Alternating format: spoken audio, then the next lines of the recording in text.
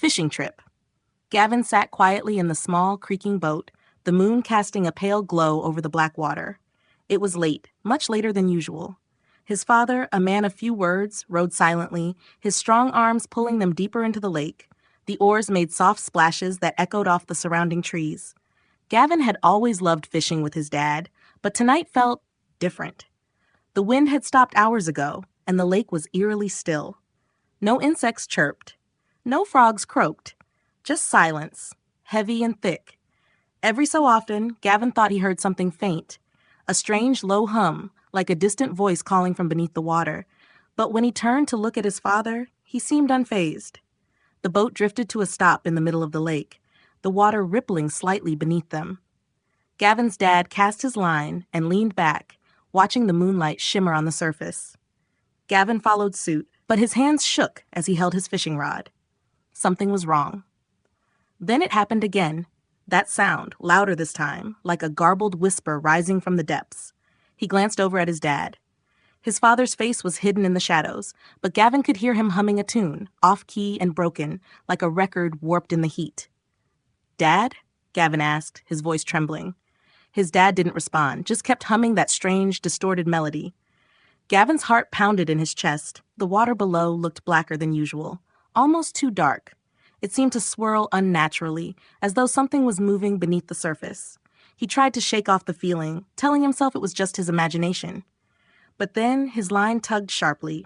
Startled, he yanked at his rod, but whatever was on the other end was pulling hard. Too hard. The fishing pole bent nearly in half, as something massive fought to free itself. "Dad, I think I got something," Gavin shouted, but his father didn't move. He just kept humming, that warped, unsettling tune twisting around Gavin's ears. Panicking, Gavin looked at his father, but now he noticed something. His dad's face wasn't right. His eyes were open but glassy, unblinking, staring at nothing. His mouth moved with the humming, but his lips were too wide, stretching unnaturally, as though something was forcing them apart. The line jerked violently again, and Gavin's head snapped back to the water. Slowly, something rose from the lake.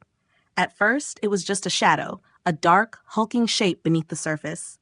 Then it broke the water with a sickening splash. A hand, pale, bloated, with fingers too long and nails sharp and black. It clawed at the air, reaching for the boat.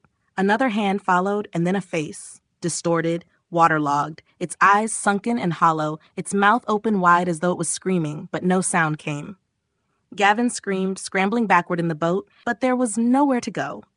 The creature, whatever it was, pulled itself onto the boat with agonizing slowness. Its wet, gurgling breath echoed around them, and that strange hum grew louder, deeper, vibrating through Gavin's bones. "Dad, help me!" Gavin cried, but his father still didn't move. He was humming louder now, his face even more twisted, his eyes dark and empty. The creature's mouth opened, impossibly wide as it lurched toward Gavin. He could see the darkness in its throat, endless, as though it could swallow him whole. The hum was deafening now, the boat rocking violently beneath them. Gavin felt something cold wrap around his ankle, a hand, another one rising from the water, pulling him down. He kicked frantically, but more hands broke the surface, grasping at him, dragging him closer to the edge.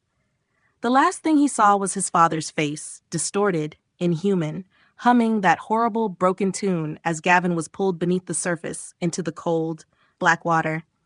And then there was silence, just the gentle splash of the oars as the boat drifted back to shore, empty.